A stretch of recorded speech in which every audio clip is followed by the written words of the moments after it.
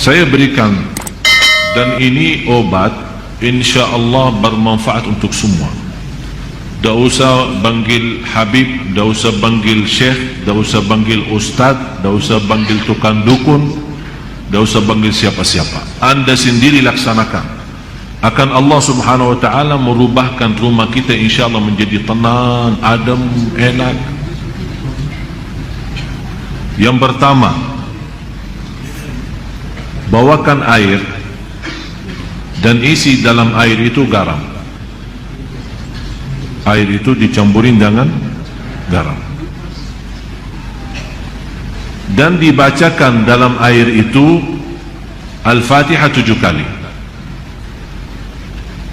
Ayat 5 ayat pertama suratul Baqarah,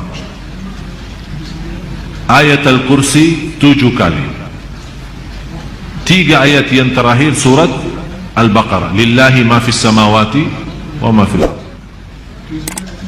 Saya ulang lagi, santai-santai, masih ada waktu, masih ada.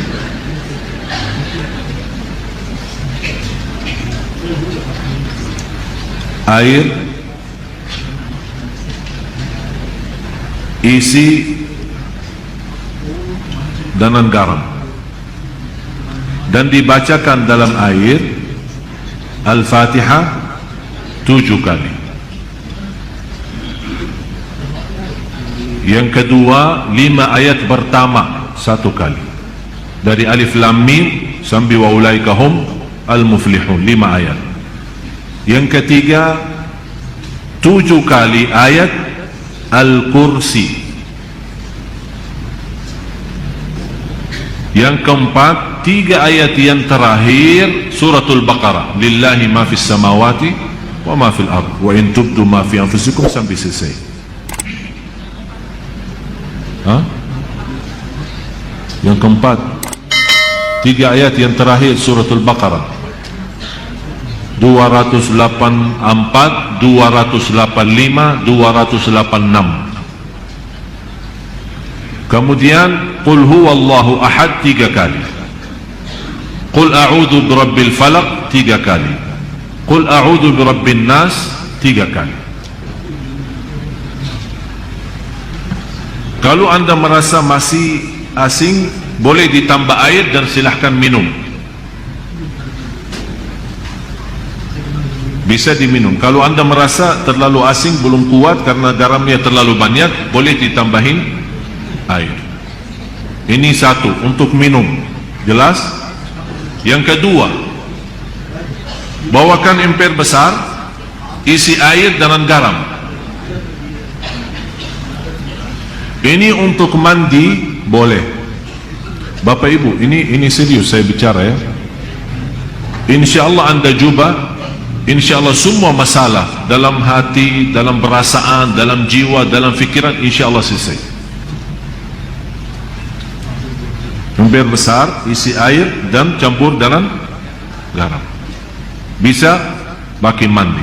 Ayat yang dibaca sesuai ayat yang saya sudah kasih tadi. Boleh. Bagaimana cara bacaannya? Bacaannya, habis anda baca, tiup dalam, bukan meludak ya, tiup saja. Tiup 3 kali boleh, 1 kali boleh, tidak masalah. Yang ketiga, berarti yang pertama minum, yang kedua mandi, yang ketiga ember besar, isi air dengan garam, dan kalau biasa suka bersihin rumah kan, lap-lap, suka lap-lap kan? Pel? Udah, mulai hari ini kalau pel rumah, bagi air yang sudah tercampur dengan garam. Kenapa? Supaya meyakinkan garam itu di dalamnya ada energi positif, dan syaitan dan jin memiliki energi negatif. Jadi kalau kita bersihin rumah dan lap-lap rumah itu pel rumahnya dengan air dan tercampur dengan garam, syaitan tidak bisa masuk rumah itu. Apalagi kalau kita baca ayat Al-Kursi. Termasuk boleh mencucikan mobil kita, motor kita, boleh dengan bacaan seperti ini. Dan saya sampaikan begini karena sudah berkali-kali ada yang memberitakan soal rumahnya ada banyak masalah, saya tidak tahu apa. Dan mohon maaf, selama saya di Indonesia, mohon maaf ya, orang Indonesia terlalu banyak was-was. Jadi kalau merasa ada sesuatu, Ustaz, kayaknya ada di rumah apa-apa, padahal tidak ada. Tidak ada. Oleh karena itu di Indonesia cepat paling laku usaha tukang dukun. Laku cepat. Seperti ada seorang ibu, kasihan, maksud saya kasihan kalau kita mampu menobati diri, menamankan rumah kita, kenapa kita minta tolong orang lain? Inilah sudah saya berikan cara, insya Allah aman, insya Allah yakin, dan tidak ada dalamnya syirik. Itu yang paling bahaya. Ada seorang ibu kemarin minta sama saya tolong untuk masuk ke rumahnya, karena habis saya isi tabligh akbar di salah satu daerah di sini di Jakarta tidak jauh, dan dia minta tolong sambil nangis, ibu maaf saya tidak bisa, kalau mau masuk ke rumah berarti semua jamaah minta masuk ke rumahnya. Jadi lain kali tidak, ini saya sudah berapa lama tidak bisa masuk ke rumah saya. Kenapa? Ada banyak hantu. Sambil tolong Syekh datang, barangkali dalam datangnya Syekh terusir ini hantu. Ini juga masalah sebenarnya. Ucapan hal seperti ini, memiliki keyakinan kalau seorang syekh datang hantu bisa terusir, itu sudah punya fikiran salah. Cuma sekarang ini bagaimana saya mengobati masalah ibu ini?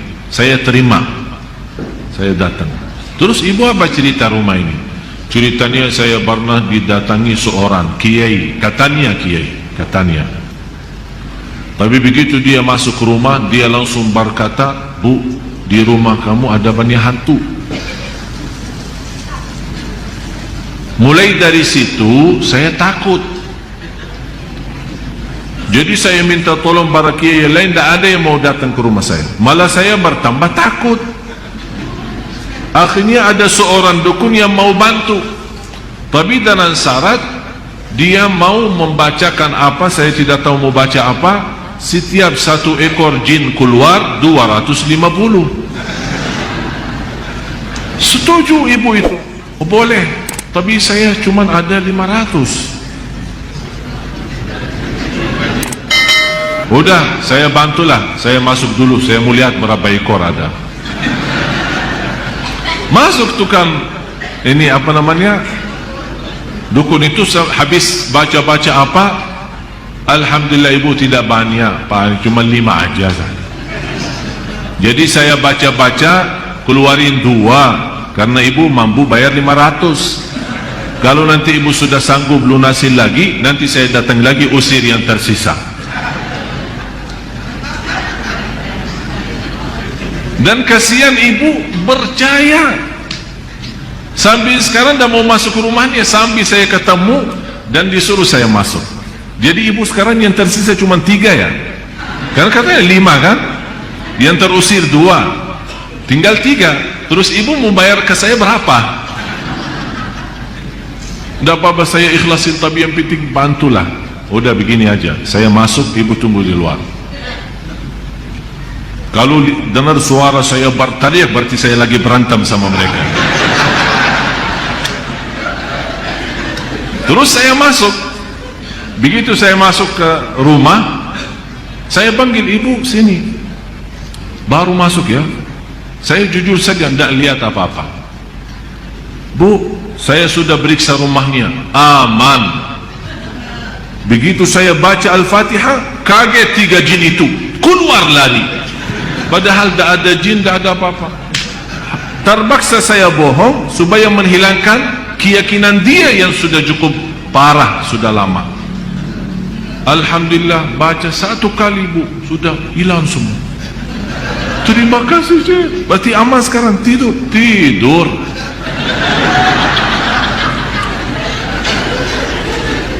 Dan saya kasih obat itu, bagi garam terus yang lain-lain. Terus dia bawakan amplop, lumayan lah.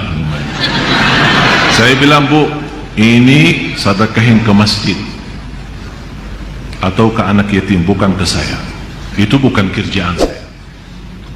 Sekali lagi ibu, jangan percaya dukun dan sihir.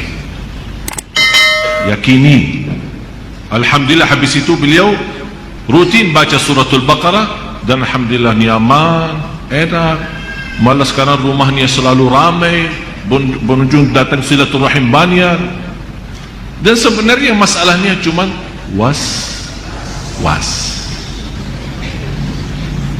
Tapi was-was 90%. Sejarah medis pun 90% sebabnya penyakit manusia adalah was-was. Yang terakhir, kalau ada garam batu, kan ada garam apa namanya? Bukannya sudah tahulah. Terus itu kalau bisa dibakarkan di atas arangnya. Kalau ada arang, ya, ditaruhkan garam itu, kemudian dicampur dengan habbatus sauda. Apa bahasa Indonesia habbatus sauda?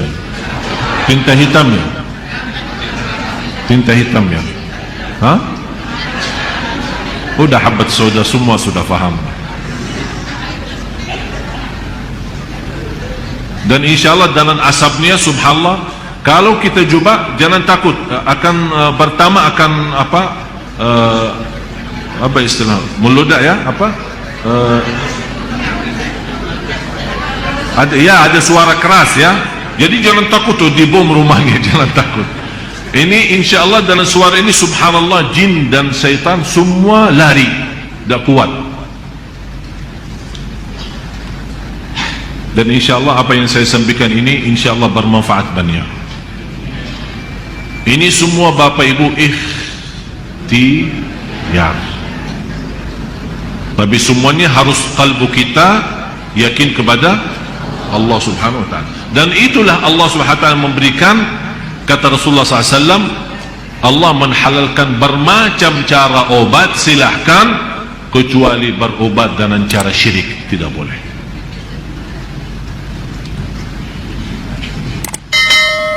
Mudah-mudahan Bapak Ibu berkenan mulai malam ini atau besok pagi, kalau lagi mau bersihin rumah, minta sama pembantunya, ya, rumahnya itu bagi air sama garam. InsyaAllah dijauhkan oleh Allah SWT dari godaan, dari penyakit, dari bahaya waswas, dari jiwa tidak tenang. InsyaAllah semua bisa diatasi.